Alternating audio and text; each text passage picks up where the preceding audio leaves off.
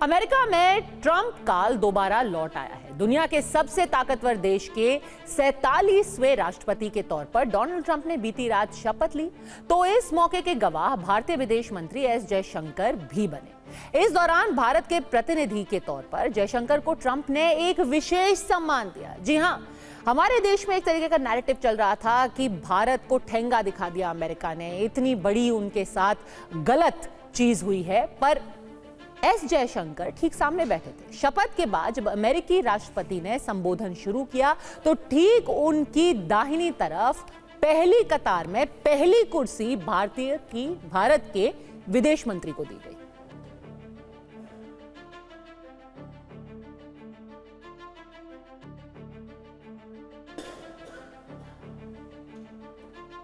जी हाँ, तो एस जयशंकर के बगल में जो आपको बैठे हुए दिखाई दे रहे हैं, जब आप उनका परिचय जानेंगे तो इससे आपको प्रेसिडेंट ट्रंप के शपथ समारोह में भारत को मिले सम्मान की अहमियत और भी ज्यादा समझ में आएगी। तो जयशंकर के बगल में जो बैठे हैं वो है इक्वाडोर के राष्ट्रपति डैनियल नोबोवो।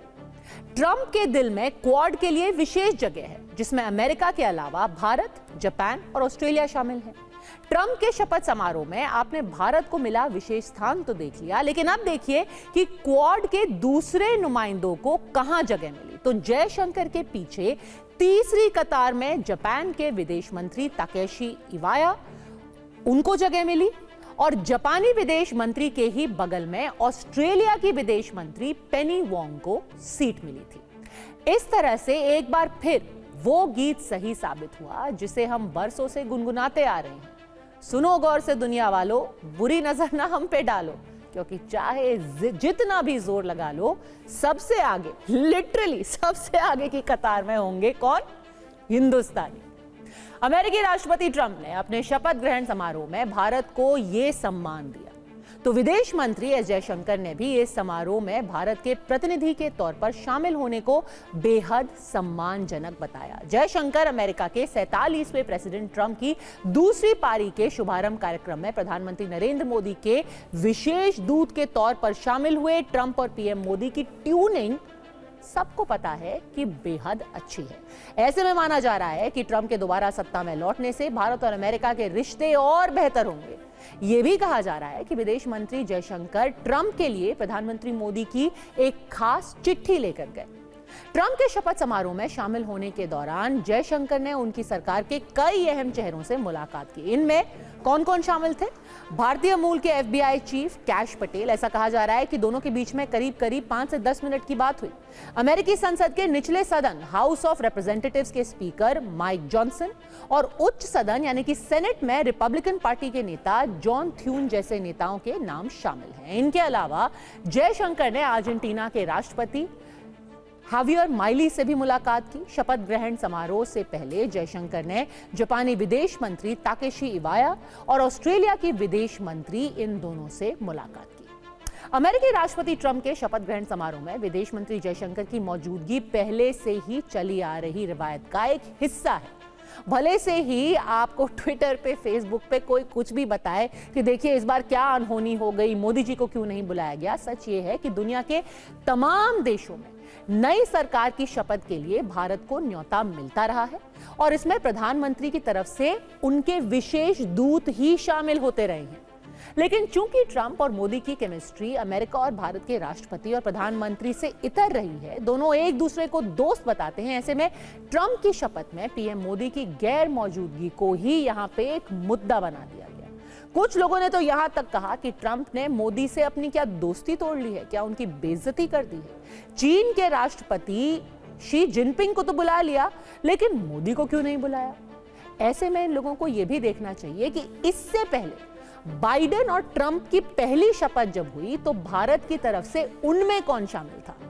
वैसे दिलचस्प बात यह है कि बाइडेन की शपथ के वक्त भी सोशल मीडिया में कुछ लोगों ने झूठे दावों के साथ फर्जी ट्रेंड कराने की कोशिश की थी कि भारत के सभी पड़ोसियों को न्योता मिला, लेकिन भारत को नहीं मिला। जबकि सच ये है कि 2021 में जो बाइडेन के शपथ ग्रहण समारोह में भारत के प्रतिनिधि के तौर पर तत्कालीन राजदूत तरनजीत सिंह संधू ने शिरकत की थी, वो वक्त कोविड का था। ऐसे में गिने चुने मेहमानों को ही जो बाइडेन और कमला हैरिस के शपथ समारोह का न्योता मिला था और ऐसे चुनिंदा देशों में भारत का नाम भी शुमार था। इससे पहले बात करते हैं 2017 की, जब राष्ट्रपति डोनाल्ड ट्रंप और उनके उपराष्ट्रपति माइक पेंस ने शपथ ली थी। उस वक्त भारत की तरफ से राजदूत नवतेज सरना इस शपथ ग्रहण समारोह में शामिल हुए थे। जो लोग प्रेसिडेंट ट्रंप की शपथ में प्रधानमंत्री मोदी को न्योता नहीं मिलने को एक बड़ा मुद्दा बना रहे हैं, उन्हें वो लिस्ट जरूर देखनी चाहिए जिसमें बस कुछ ही गिने चुने हेड ऑफ नेशंस के नाम शामिल हैं, जैसे इटली की प्रधानमंत्री जॉर्जिया मेलोनी, अर्जेंटीना के राष्ट्रपति, एल साल्वाडोर के राष्ट्रपति नायब बुकेले, इक्वाडोर के राष्ट्रपति डैनियल नोबोवा। इन चुनिंदा नेताओं के अलावा चीन के राष्ट्रपति शी जिनपिंग को भी न्योता मिला, लेकिन उन्होंने अपनी जगह उपराष्ट्रपति हान जेंग को भेजा, जबकि फ्रांस के राष्ट्रपति Emmanuel Macron, British prime minister Keir Starmer, German chancellor Olaf Scholz और यूरोपियन आयोग की president Ursula von der Leyen को न्योता तक नहीं दिया गया। ऐसे में ट्रंप 2.0 की शपथ में कौन शामिल हुआ और कौन नहीं हुआ, यह बड़ा मुद्दा नहीं है। हाँ, इतना जरूर है कि जिस तरह से प्रधानमंत्री मोदी ने ट्रंप की जीत पर बधाई देने में गर्मजोशी दिखाई, वैसे ही ट्रंप की शपथ के बाद भी पीएम ने अपना बधाई संदेश सोशल मीडिया के जरिए उन तक पहुंचाया। प्रधानमंत्री मोदी ने लिखा, मेरे प्रिय मित्र राष्ट्रपति डोनाल्ड ट्रंप, अमेरिका के 47वें राष्ट्रपति के तौर पर शपथ लेने पर आपको बधाई। मैं दोनों देशों को फायदा पहुंचाने और दुनिया के बेहतर भविष्य को आकार देने के लिए एक बार फिर साथ मिलकर काम करने के लिए उत्सुक हूं। आगामी सफल कार्यकाल के लिए आपको शुभकामनाएं। वैसे बधाई तो शी जिनपिंग भी दे चुके हैं, लेकिन डोनाल्ड ट्रंप ने राष्ट्रपति की कुर्सी पर बैठते ही चीन को एक साथ कई सारी टेंशन दे दी है। इतना ही नहीं, शपथ के तुरंत बाद पहले भाषण में ही उन्होंने चीन से पनामा नहर लेने समेत कुछ ऐसे ऐलान किए जिनसे जिनपिंग की नींद उड़ गई। डोनाल्ड ट्रंप सरप्राइज के उस्ताद। ऐसे में पहले चीन के राष्ट्रपति शी जिनपिंग को अपनी शपथ में आने का न्योता देकर दुनिया को चौंकाया और फिर जब जिनपिंग आए नहीं तो अमेरिका के 47वें राष्ट्रपति की कुर्सी संभालते ही चीन को झटके पर झटका देकर चीन को हिला दिया। वैसे तो दूसरी पारी के आगाज के साथ ही ट्रंप ने ताबड़तोड़ फैसलों से तहलका मचा दिया है, लेकिन चीन को लेकर उनके कुछ फैसले ऐसे हैं जिनसे शी जिनपिंग बेचैन हो गए।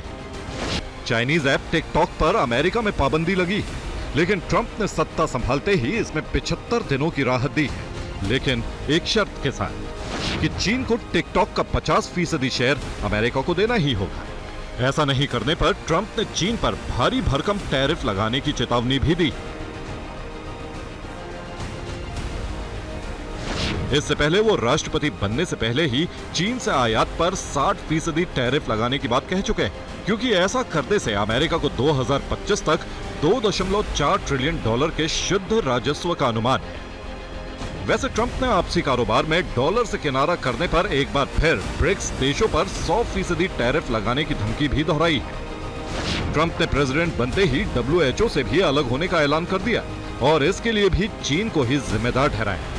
इसके साथ ही अमेरिकी राष्ट्रपति ने पेरिस जलवायु समझौते से भी अलग होने का ऐलान किया है और एक बार फिर इसका ठीकरा चीन के सिर पर ही फोड़ा। दरअसल ट्रंप ने साफ कर दिया है कि चीन के साथ उनका सलूक जैसे को तैसा वाला होगा।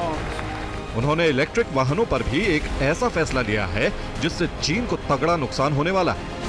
ट्रंप ने बाइडेन सरकार के उस फैसले पर रोक लगा दी है जिसमें 2030 तक अमेरिका में सभी नए वाहनों की बिक्री में 50% हिस्सेदारी इलेक्ट्रिक वाहनों की करने का लक्ष्य रखा गया था। क्योंकि इलेक्ट्रिक गाड़ियों में चीन का एकाधिकार है और अमेरिकी कंपनी टेस्ला का सबसे बड़ा कारखाना भी चीन के शंघाई में ही।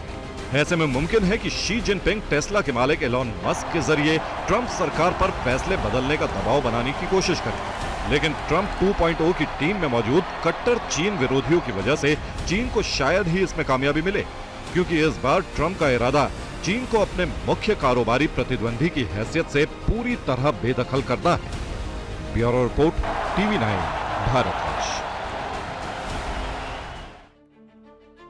तो शी जिनपिंग को न्योता तो दिया, साथ ही साथ एक झटका भी दे दिया। और वो अकेला नहीं है, आज ही डोनाल्ड ट्रंप चीन को एक और बड़ा झटका देने वाले हैं, क्योंकि आज क्वाड की मीटिंग होने वाली है। ये मीटिंग देर रात करीब 1:15 पर होगी। इसमें चारों सदस्य देशों के विदेश मंत्री हिस्सा लेने वाले हैं। ट्रंप की शपथ के बाद उनके विदेश मंत्री मार्को रूबियो की ये पहली बड़ी बैठक होगी। इस मीटिंग के लिए भारतीय विदेश मंत्री एस जयशंकर, जापान के विदेश मंत्री और साथ ही साथ ऑस्ट्रेलिया की विदेश मंत्री पहले से ही वॉशिंगटन में मौजूद हैं। सबके सब शपथ ग्रहण समारोह में भी थे। क्वाड की बैठक से पहले विदेश मंत्री जयशंकर अपने जापानी और ऑस्ट्रेलियाई समकक्षों के द्विपक्षीय जो मुलाकात है उनके साथ कर चुके हैं। क्वाड की इस बैठक से चीन इतना परेशान हुआ कि शी जिनपिंग ने आनन फानन में रूस के राष्ट्रपति को फोन घुमा दिया, उनसे वीडियो कॉल कर बात की, दोनों देशों के रिश्तों की दुहाई दी और बिना किसी दबाव के मल्टीपोलर वर्ल्ड ऑर्डर की वकालत की। जिनपिंग की बातों से उन पर हावी क्वाड का डर साफ दिख रहा है।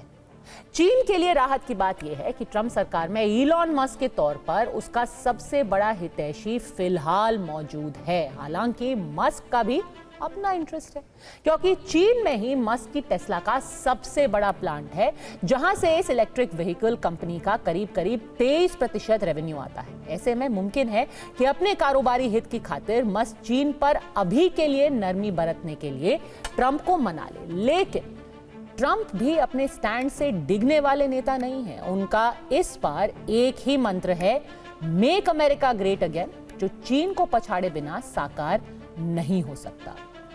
एक बात वो भी करनी चाहिए कि जो लोग पिछले कई दिनों से ये नैरेटिव बना रहे थे कि भारत को एक तरीके से बेइज्जती का सामना करना पड़ा है, जानबूझकर प्रधानमंत्री मोदी को नहीं बुलाया गया है, कम से कम उन्हें थोड़ा सा इतिहास पढ़ लेना चाहिए।